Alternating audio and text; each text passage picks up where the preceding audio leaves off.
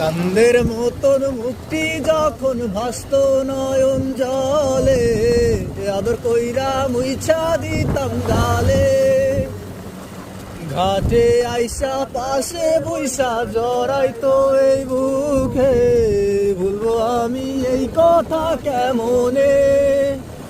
তবে ভালো কেন বাসিলা, স্বপ্ন কেন দেখাইলা, ভালো কেন বাসিলা আমারে? লাল শাড়ি পরিয়া কন্যা রক্ত আলতা পাই, আমার চোখের জল মিশাইলা নীলানা বিদায়।